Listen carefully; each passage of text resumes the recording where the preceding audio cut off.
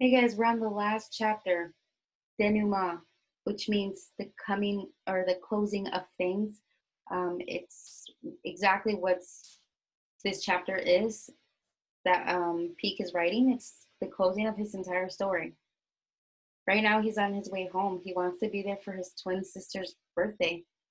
He wants to be there. He's never missed a single birthday at all before, so why is he going to start now? He's taken his life lessons. He feels at peace, and he's ready to continue on with life. Let's go ahead and get to this last chapter. Denouement. It took 24 hours to get to New York, but because I crossed the international date line going west, I got there only a few hours after I left Kathmandu. I grabbed a cab and nervously fidgeted as the driver fought the heavy traffic into the city, hoping that I wouldn't be too late. When he pulled up in front of our building, I gave him a fistful of cash without even counting it. I took the elevator to the loft. I heard the party before I saw it. Rolf knew how to throw a party. Mom and I were a little weak in that area. There would be no less than 75 people in the loft, parents and their kids, teachers from GSS, neighbors, people from Mom's bookstore, lawyers from Rolf's office. Last year, for entertainment, Rolf had hired a group of performing dogs. The year before, he had brought a reptile woman, Helen the herpetologist, the twins' favorite, with bags of snakes, turtles, and lizards. It turned out that I was the entertainment this year. At least that's what it looked like when I walked through the front door. I told you he would be here. I did too. The two P's dropped their presents and threw their little arms around my thighs. Mom was next, then Rolf. I told myself that I wasn't going to cry, but that idea went right out the window as soon as I saw them. As we hugged, everyone sang happy birthday. When everything had settled down a little, Mom pulled me into the kitchen and asked me how I was. I told her I was tired and a little sore. You've lost weight, I guess. She looked at me for a moment, then gave me another hug. I'm glad you're back. Me too. So you didn't make it to the summit? How'd you know that? Josh called this morning, said to tell you happy birthday. That was a first. Where was he? He didn't say. Somewhere up the mountain. The connection wasn't very good.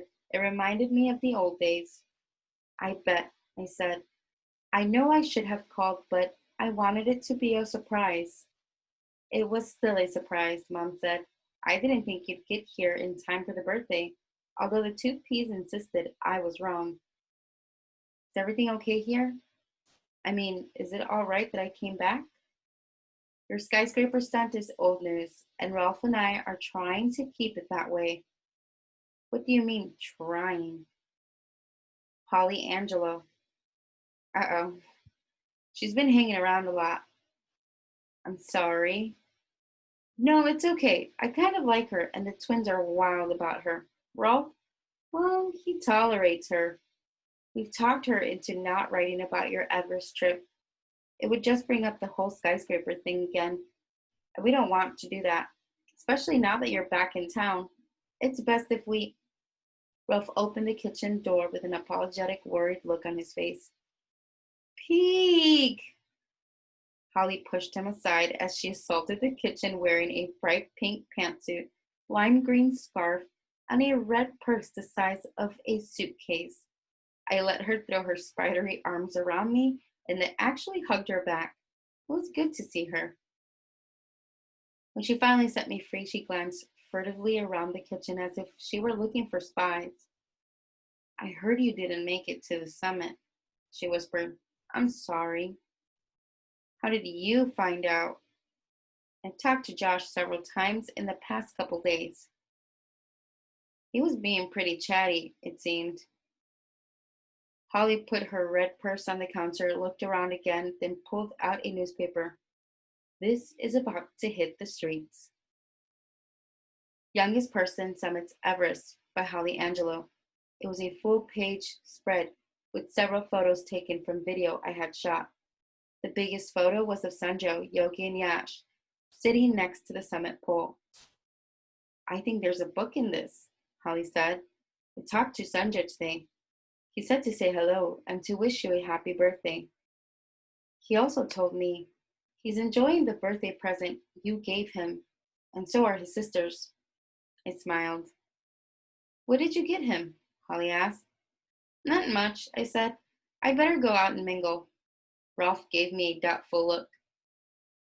I said hello to a few people, got a tour of the twins' presents, then noticed Vincent sitting in the corner by himself gathering grist. I was surprised to see him. We always invited him to the parties, but he rarely showed up. Thanks for coming, I said. I was just about ready to leave when you walked through the door, Vincent said. You have had an interesting few weeks. You read the Moleskin? I said. Yes, and it was well written. Unfortunately, there is only a beginning and a partial middle to the story. Even though you managed to fill the Moleskin, I'm afraid the assignment is incomplete. The story lacks a climax, an end, and a denouement. So I cannot. There's a second Moleskin, I said. I'm not sure about the climax, but the story does have an end. Kind of. And I'm right in the middle of the denouement, literally. I pointed at the partygoers. Vincent smiled. Of course, I see your point. How about if I finish it up tomorrow morning? That will be fine. I will be at GSS until noon. School is out for the summer and the deadline for your assignment has passed. But under the circumstances, I think we can make an exception. He stood up. And again, it's a well-crafted story. You left me hanging. I'm desperate to find out what happened. I'm sitting in my room finishing the Moleskin. The twins are awake. I hear them giggling and arguing as they eat their mid-morning snack. I promised to take them to GSS with me when I dropped off the Moleskin. Here they come, their little feet pattering up the steps. The door opens. What are you doing? You said you'd take us to school. I'm working on my assignment. What's this? Patrice pointed at the newspaper article about Sanjo pinned on my bulletin board. Is that you? Paula asks, pointing at Sanjo. No. What are those flags?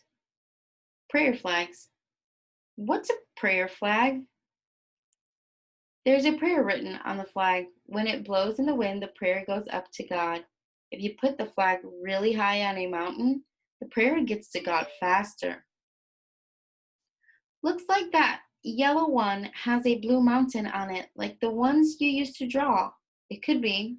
Now sit down on my bed and be quiet so I can finish this. We missed you, Peek.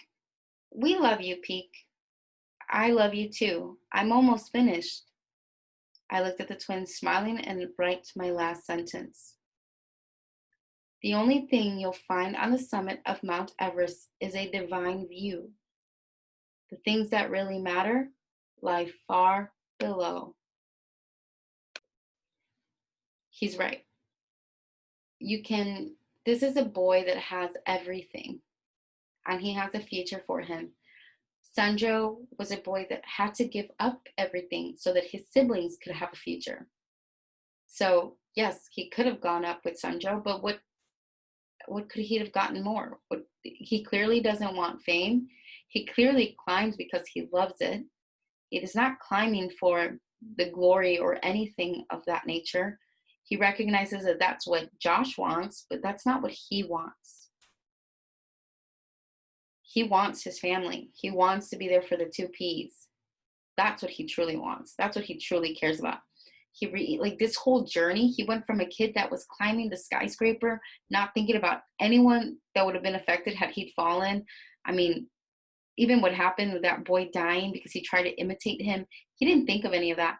But now that he was 10 feet away from Mount Everest summit, the top of the world, he realizes what really truly matters. He realizes that his family is most important to him, and that those are the people that get to be with him. Not all, think about all the people that he saw that were dead as he was going up. He clearly has learned his lesson, and he clearly is happy for Sanjo. That is the true friend right there. a friend that is not jealous at the success and the fame that another person gets. He's rooting for him. He was rooting for him the entire time, and Zopa knew that. And I think his mom kind of knew that, even though she wasn't sure, especially because she called him out and said that he's not a selfish person. Lots to reflect on. We literally saw Peak grow up in uh, these last moments of him before he turned 15. He had obviously conflicts with himself. He had conflicts with his dad. He had conflicts with Mount Everest because he was ready to give up at some point, right? He was discouraged at some point. I mean, he was frightened also by all the death and the scare of Sandra almost falling, and even the scare of him just dangling on that rope. And then his conflict. I mean, there's just lots of conflict in the story to even look at and see how it's been resolved. Well, I hope you guys enjoyed this book. This book is awesome. I honestly, like I said before, this book, at first, you may not think that you would be into it or that you could even relate, but even think about your own conflicts and your own resolutions to those conflicts and how you've grown up. This year has been a complete journey with what has happened with our school year. There's a lot to unpack here. All right, guys, go ahead and complete your work.